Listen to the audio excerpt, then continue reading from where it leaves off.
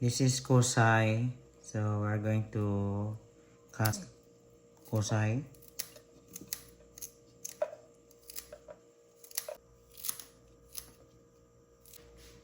Ground pork. We'll put the chopped garlic. Then mix it. We're going to put kusai.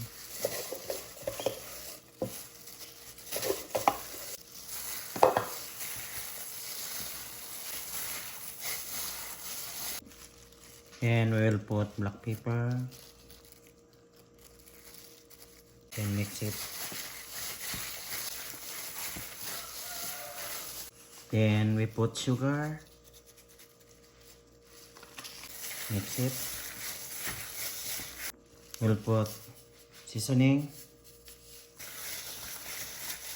Then ito na langga. Right after this, mag-crack tayo ng itlog.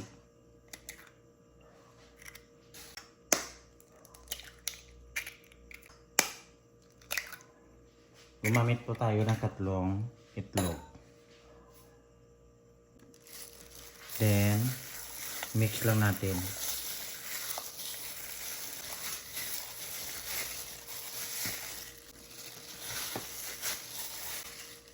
We'll put water. So, I put 20 cups of water. Another 20 cups of water. Then, right after that, we're gonna put our breast chicken and Thai chicken.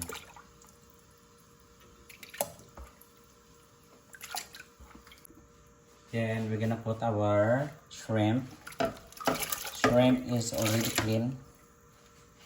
Make sure that when boiling the shrimp and the breast chicken, it is clean because we're going to use the stock of the chicken and the shrimp. So we're gonna boil this. So we have here a Molo Shumai wrapper. We're gonna use this to wrap our ground pork. So this is our ground pork.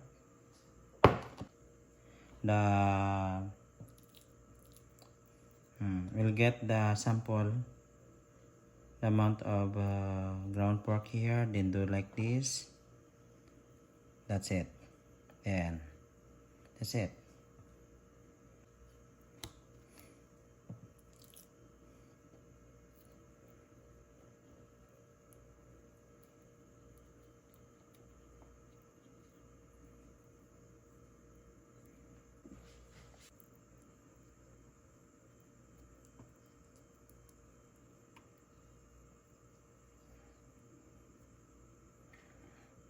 Okay.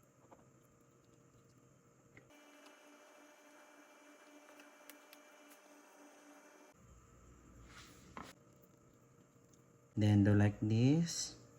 We pour, and that's it.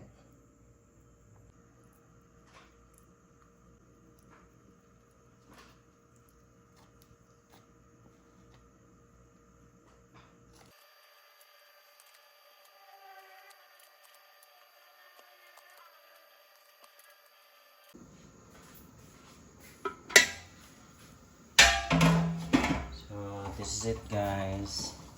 We're gonna set aside the shrimp.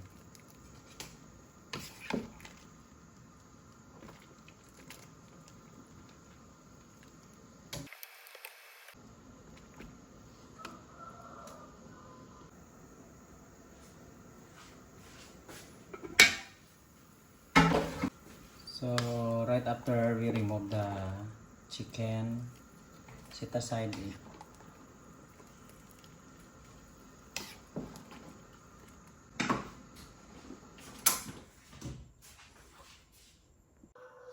So I have here already the shred chicken.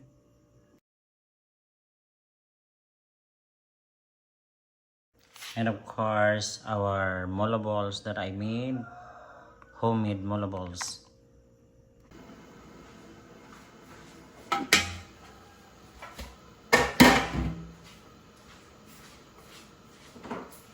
So this is our water stock shrimp and chicken. So we will put our shred chicken, our shrimps, then we'll just roll it.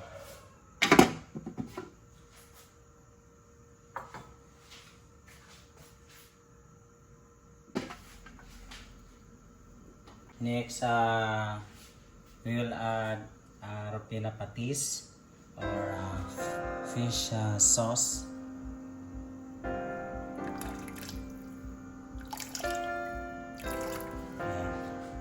That's our ropina patis.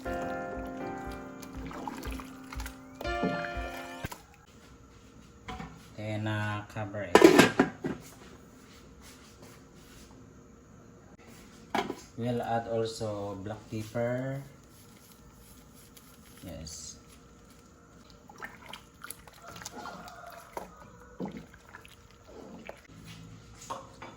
Takpan lang. Pagkatapos, lagay tayo na chicken cube.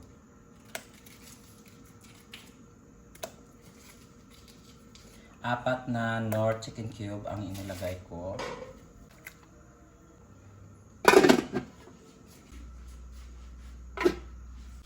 Mag-add po tayo ng seasoning.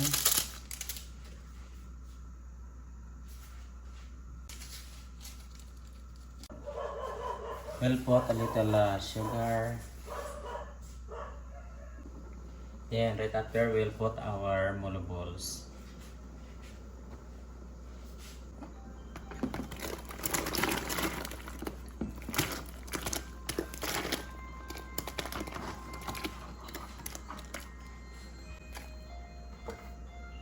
And now we'll cover it.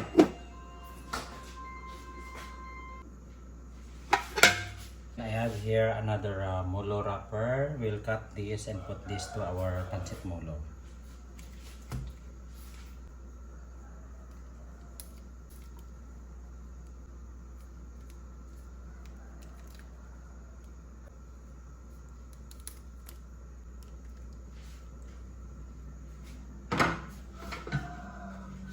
Then just cover it.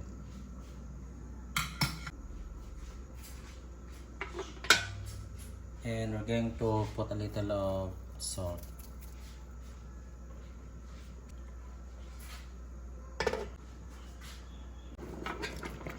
Ayan, pag nag-float na yung molo balls, ibig sabihin luto na yung pancit molo. Yan yan. Sarap.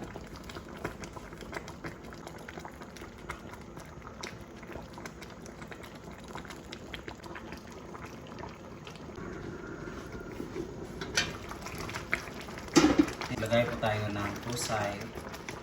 Okay.